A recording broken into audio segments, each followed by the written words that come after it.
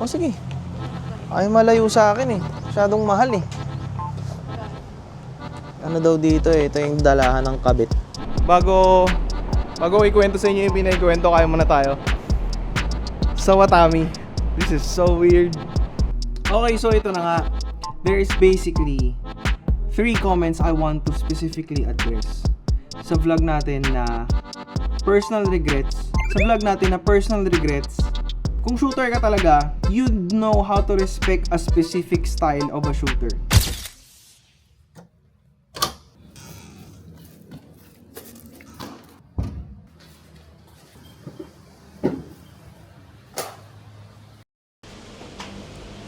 Sa kasalukuyan, kamusta kayo Martians? Welcome back to the 365. Hey, so try natin today. Medyo chill lang. Osmo Pocket Vlog. Let's go. Auto exposure muna para suabe. Nakakabuisit. 'Di ba? Bago kami lumabas, sobrang uulan. Nag-hoodie ako. O tapos, ito na ang araw.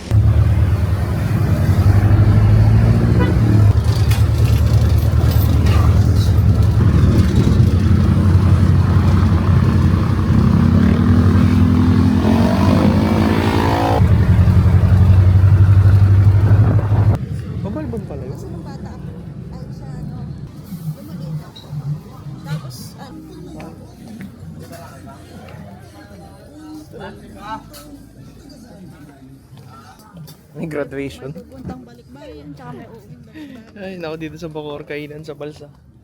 Ito. Kinain, nakasara. Ito na lang. Sampu, sir? Para may electric pan din. Dun. Para may electric pan daw kaliwa. Ito daw. Ito, ma'am. Di tayo, ma'am. Di ba may nakapagko?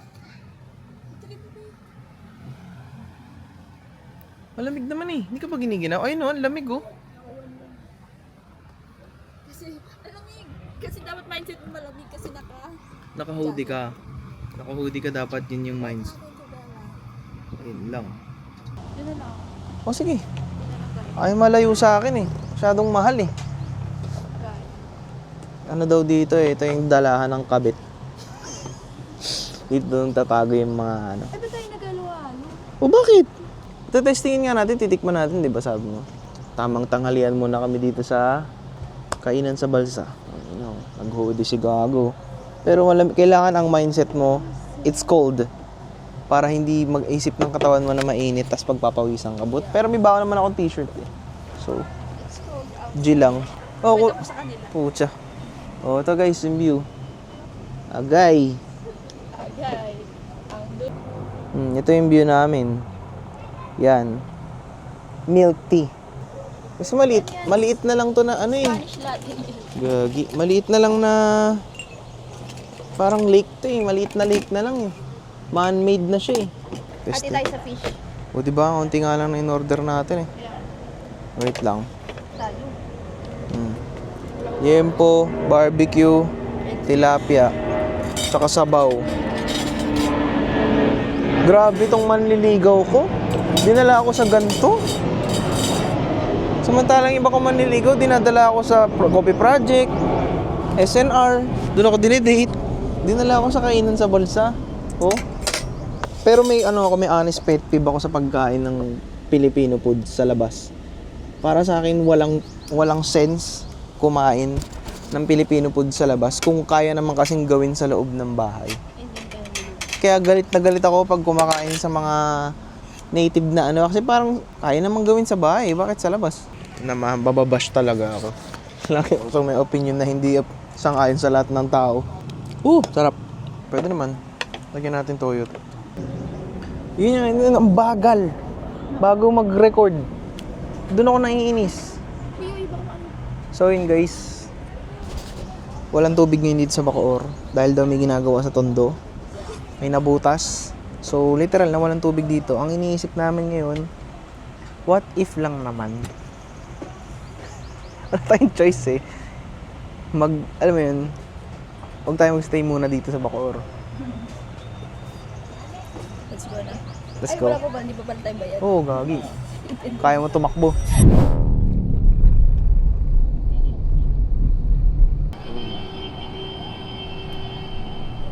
Yan. Dahil walang tubig sa Bacoor, nagkaroon kami ng quick idea na lumipat na lang muna sa Makati. Kasi ideally lang naman, bukas syempre may pasok siya, may trabaho siya, ako may lakad din ako bukas, importanteng lakad yung tomorrow. Pero yung main topic ako for today, main idea, meron tayong but actually today meron tayong kailangan pag-usapan. Dahil yung isang video natin na in-upload natin noong isang araw ay may mga comments at babasahin natin yung mga comments na yun. At nagulat din ako dahil biglang nagdagsa yung mga nag-comment at nakakatawa kasi hindi nila naintindihan yung ibig sabihin ko sa video na yun.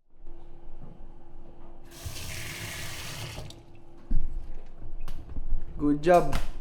May tubig. Yeah. Yung kasi talaga yun. Yung mga way of lives namin maaabala. But anyways, yun nga. Pag-uusapan natin today is So, ano ka pa pare?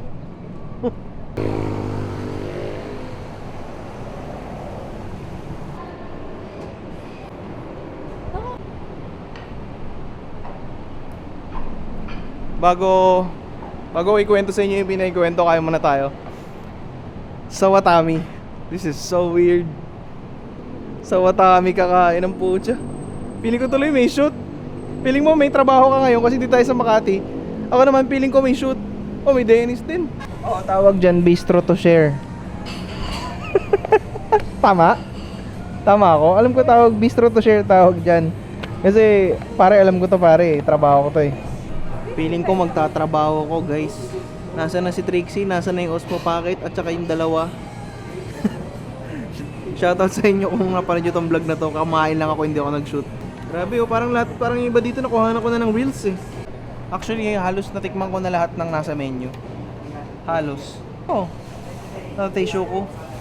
Oo nga, ito nga, Teishoku. Chicken teriyaki Teishoku sa'yo. Tapos, yung pucha, parang magre-release na naman ako dito. Ako naman, babawi ako. Okay, naka-order na kami. Kain muna kami.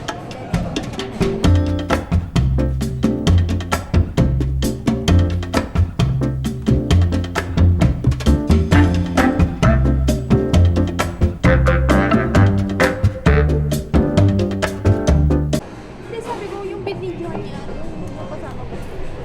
Hindi niya alam na yung matcha cheesecake dito, isa sa mga bestseller ng Watami. Hindi niya alam pag sinerve, may hihilahin, may magpo-pour. Isang patunay na hindi ka nanonood ng vlog. Uy, nanonood ako, gagi. Hindi niya alam. Kung nanonood ka ng vlog, alam mo yun. Sina Trixie, pag pinakain kayo dito, alam nila ang mangyayari. Oo, kasi nandyan lahat ng flavor.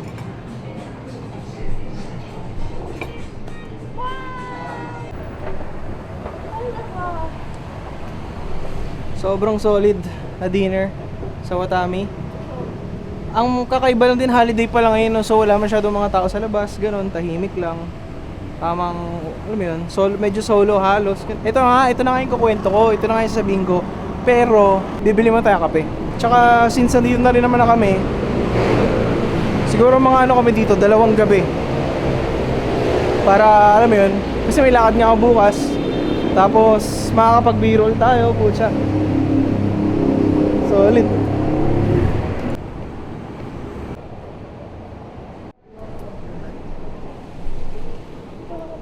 Sa amin kasi sa Cavite, ma'am, Seiyus Coffee kasi sa amin.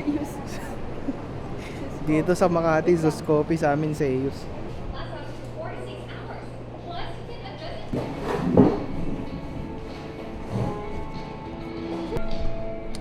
Uy, Zeus Coffee muna tayo.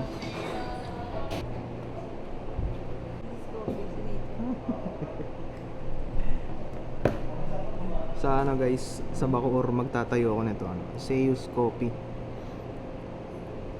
Pero masarap kasi. Spanish latte sa akin, sa kanya same pero hot. So dito muna kami sa may lobby. Tambay muna kami kasi maraming taong pasakay ng elevator pataas. Pero ito nga yung pag-uusapan natin today. Kanina ko pa sinasabi. Okay, so ito na nga. There is basically 3 comments I want to specifically address sa vlog natin na personal regrets. Sa vlog natin na personal regrets on buying the dream gear. Am I the only one? There's 3 comments that I actually want na i-shout out and replyan. Una sa lahat kay Cesar Rigalino 65301. More gym sessions pa ata direct para masanay sa bigat ng lente at gimbal. Haha.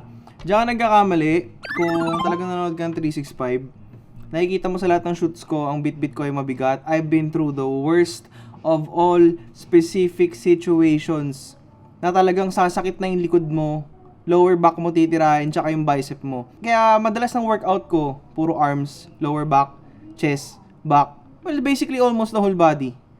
Hanggat hindi mo pa nagagawang mag-shoot ng isang buong araw ng walang tigil. Walking around a specific country like Singapore, Thailand, Japan, na bit-bit mo ay gimbal at lente. You don't know what pain feels like, honestly. I'm not saying guys na parang hindi ko intent na mayabangan kayo sa akin. What I'm pointing out is some people really say what they wanna say sa comment section sometimes na hindi naman talaga relevant pero ang sarap lang din sagutin, which kasi you know, it's engagement and para rin malaman nyo, 'di ba? Kung talaga bang Martian ka or what. Feeling ko hindi naman siya Martian kasi hindi ko alam. I'm not taking it as a joke. It's not a joke. I mean, look at my arms. 'Di ba? Ang laki na ng braso ko sa totoo lang. Kung pwede lang ako mag-lean down, mag-cut, na-stuck na ako sa bulk, hindi na ako nag-cut. Gusto ko na mag-cut talaga ng solid na cut, pero hindi ko mapanindigan yun yung mga bagay na, alam mo, hindi ko pa mapagbigyan ng commitment bukod sa nakakommit ako sa daily vlog. Pero, alam mo yun, isa to sa mga current things na, it's actually one of those current things that I'm working on is myself. Physical self. Ito pa, next. Comment from ito matindi, Sir Ariel Vlogs. O yan, sinoutout na kita ha. Alam ko, long time hater to eh. Yung ending niyan is nasa inyo na ang lahat, pero hindi ka masaya. Hindi mo na maximize kung ano meron ka. Kung ano, mga naiisip mo, bili-bili lang agad, walang challenges. Yan ang problema mo, sir. Yan ang problema kapag hindi ikaw si Daniel Padilla. Para sabihin sa akin na nasa akin na ang lahat, pero hindi ka masaya. Pero ano kasi, if you're a real shooter, kung shooter ka talaga, you'd know how to respect a specific style of a shooter. Hindi kasi lahat ng shooter mahilig sa 50mm, hindi lahat mahilig sa 35mm, hindi naman din lahat mahilig sa zoom lens. Merong mga kanya-kanyang taste, like this one. Ito, for vlogging. Ako lang, halos. Ako at yung mga ibang narekomendan ko ng lente na to, which is 10mm na ultra wide, ang halos gumagamit ito kasi pumasok sa style nila. Meron naman mga tao na ang pang, alam mo, lente nila pang vlog 16mm. But on the professional side, merong mga taong mahilig sa 24, may mga mahilig sa 50, merong mahilig sa 85. Hindi mo kasi pwedeng mahiligan lahat. At saka alam mo yung gusto mong style. Ako kaya honestly doon sa video ko, kaya ako sinasabing, well, sinabi ko naman, in-explain ko na maayos, diba? Na before, ang style ko is most likely 24mm and I'm super happy sa mga results na nakukuha ko. Dahil I've traveled with the 24mm lens, magaan, sulit, and doesn't really break the bank that much. But nung nakuha ko yung 35, kasi kaya rin ako naniwala na parang akala ko para sa akin yung 35. Kaya ako siya naging dream lens. Kasi most photographers and hindi man videographers most photographers honestly, sinasabi nila all-around lens daw yung 35. Ako naman, naisip ko, what? Oo nga, no, parang okay nga naman. Kasi 35 can be wide, it can be tight. So, kaya ako pinurso kunin yung 35 1.2. But, yun nga, nung nasa akin na, hindi rin kasi ako ito rin kasi honest truth sa pag-YouTube eh. Hindi ka basta-basta pwede maniwala sa mga reviews. Not unless na bumili ka na talaga. Kaya lahat ng tao na nanonood ng mga reviews, at the end of the day, pag bibili na nila yung gamit, hindi pa rin sila talaga sure. Hanggang sa pag nabili nila, doon nila malalaman kung para sa kanila o hindi. I have been there a lot of times. Naramdaman ko na yung most of the times. And this was the only time na sinabi ko sa vlog na, yeah, hindi para sa akin 35. So I'm selling it and I'm switching it to a 24mm f1.4. Kasi doon talaga ako komportable, doon ako mas may tira. Pero may tira pa rin naman yung 35 kasi sa ngayon sa mga naging shoots ko, corporate style shoots, sa mga naging projects ko like Hard Rock Cafe, other corporate projects, Bistro Group sa Watami, sa Morton Steakhouse, sa mga big brands, especially working with big vloggers in the Philippines. Napansin ko lang talaga na mas alam mo, minsan syempre mas I'm a sucker for bokeh, but not for videography. When it comes to videography, I honor the f4.5 aperture na range. I mean, alam mo yun, na aperture. Kasi it's not all the time na kailangan pinakamababang bokeh yung gamit mo na 1.2. But, aminado ko na talagang low light king. Combo mo ng low light king A7S III 35 1.2, 35mm 1.2, sobrang solid. Pero yun nga mabigat. Kaya ako sinasabing mabigat. Hindi rin kasi ako, I mean, naranasan ko na talaga maglakad ng buong araw na may gimbal na may mabigat na gamit. And it's not a good feeling. I've tried it for 7 days straight in different countries, non-stop. And that's the worst feeling. Pwede mong sabihin, parang magsanay ka, buhat ka, ka. Pero hindi naman kasi tayo bumabata. Tumatanda tayo. But syempre, part of growing old is strengthening yourself, becoming, stronger. Kaya, ewan ko ba't kailangan sabihin sa akin na ganito, na, well, opinion niya naman yun. Sabihin niya pa sa akin na kung naiisip mo, bili-bili lang agad, walang challenge. Bro, bago ko nakuha yung 35mm, I went through the worst of all challenges. Ginapang ko kung anong meron ako ngayon, pinagsikapan ko, hindi ko hiningi. Pinagsikapan ko, as in. Challenges, I work around a lot of challenges. And kung meron man difficulty, lagi ko nasusolusyonan regardless. Kung mawala man tong A7S III, kaya ko pa rin mag-produce ng magandang output, ng magandang video. Yun nga lang kasi talaga, hindi ako yung taong mahilig mag-show off ng gawa ko, especially with viewers, with my Martians. Ang nakakakita lang talaga ng gawa ko halos is yung mga clients ko, yung mga nag-i-inquire. Pero to showcase my work sa Martians, a few. But the big ones, not really. Pero yung super duper big ones, makikita nyo naman yun sa internet. Hindi ko na siya kailangan i-share. Kaya, ewan ko. Masaya lang naman din ako na nagkaroon ako ng 35. I'm grateful. But, it doesn't fit my style. Simple as that. Practicality, reality, and real talk lang. It's not for me. So, nakakatawa lang sabihin na nasa akin na daw lahat. Kung nasa akin ang lahat, hindi ako magre-reklamo. Kung may Ari Alexa Mini LF ako, kahit nga mini lang, or yung Ari Alexa na sagad or Sony Venice Ito ba? Si Ray Games. Ito, sabi niya, in my opinion, kaya ka nagsisisi kasi may zoom lens ka. Meaning di mo talaga alam ano ba gusto mo ma-achieve na look. Ako nga may 24 to 72.8 na Sigma, then meron pa Tamron 35 to 150. They say it's redundant but little do they know the purpose of both. 35 used for wide spaces. 35 to 150 wide spaces. 24 to 70 for tight spaces. Huh? Another use is for the second shooter. Another is for backup. You see, it only comes down to how to use this.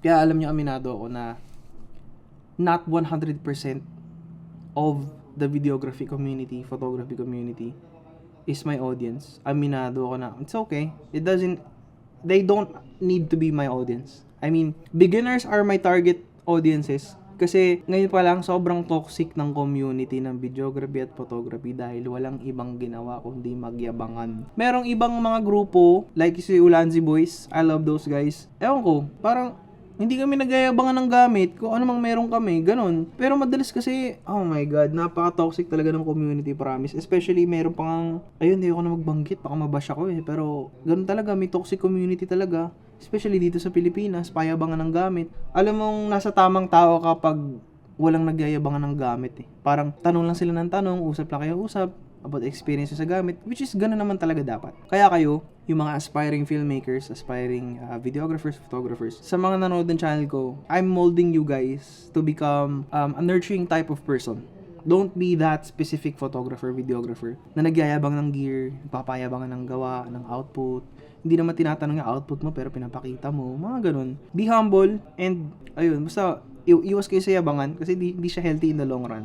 But ito sinasabi ni Ray Gaines na nagsisisi daw ako kasi may zoom lens ako. Hindi ako nagsisisi. Alam ko yung gusto kong mangyari. Ang style ko 35 is yung wide and yung 28 to 105 yun yung tight. Like I'm in the 85 to 105 range kapag yun yung second angle ko. But yung style niya na 24 to 70, 35 to 150, ano naman ideal din naman yung ginawa niya. Wala naman masama. 24 to 70, pag nagta-travel ka, 35 to 150, pag may kinuha na kang sports, ibon, sasakyan, or pag nasa labas ka, trip mo magpa-fame sa matabang lente. Nagamit ko na rin yung 35 to 150. It's one of those choices nung meron akong namimili ako between 28 105, 35 to 150, o 70 to 200. But nandun kasi ako sa, before, ang gamit ko is 28 to 75 millimeters. Bumili lang ako ng 28 to 105, binenta ko yung 28 75 kasi kailangan ko yung extra range. But also, yun nga, hindi siya kaya ng RS4. Siguro it all boils down lang na hindi ko trip yung RS4 dahil bumigat yung gamit ko. Pero, ang original plan ko naman kasi talaga is RS4 Pro. Pro combo talaga ang bibilin ko. Yun nga lang, wala talagang stock dito sa mga napagtanungan ko. Anyways, yun yung pinag-uusapan natin today. And, di naman ako na-stress, Martians. Natatawa lang ako kasi, yung vlog na to, parang pure expression ko siya, pure opinion ko siya. And natawa lang ako na may mga tao pa rin nakaka-misinterpret talaga na sinasabi natin. Kung nakarating kayo sa part ng video na to, I'm sending you guys nothing but blessing and abundance. And of course, sana walang ma-misinterpret, wala akong negative na I'm offended, partly, hindi ko i-deny yun, kasi para sabihin sa akin na nasa akin na hindi ako nag-maximize, etc. na nalilito ako, I know what I want and I know what I need. In-express ko lang sa vlog ko, opinion ko to May kanya-kanya kayong style Kung mahilig kayo sa bokeh na 50mm 1.8, feeling nyo pro na kayo, opinion nyo yun. Ako kasi, I've been through the worst, I've experienced a lot of lenses, and eto lang din yung akin, Martians If you're gonna judge me by my nitpickiness on how picky I am with my gear, I think you'd rather judge me first kung sino yung mga nagiging clients ko muna. 'Di ba? You're supposed to judge a person muna. Alamin nyo muna yung background nila. Bakit ba sila ganun ka-picky? Bakit ba ang choosy nila sa ganito? Okay, kasi ganun naman pala yung sinushoot niya. Like me, sinushoot ko, corporate, real estate, vloggers, ganun. Kaya may na-develop akong style that works for me, that works with the lenses na nagkaroon ako nung una. I'm not saying that I'm ungrateful sa mga nabili kong gamit ngayon na magaganda. I'm just saying na na-shock ako kasi, of course, hindi naman ako nakakapunta sa mga events like pwede kang mag-demo testing ng mga lenses. Hindi naman ako katulad ng ibang mga hobbies na malulupit na may mga connection sa industry na nakakatest talaga sila ng lenses. Meron namang iba, alam mo, nakakahiram. But if I would have the opportunity na ma-test out yung mga advanced, nagkaroon naman ako before, kaya nakita ko kung yung kailangan ko. But, alam mo yun, it's not all the time you have access to testing out new gear.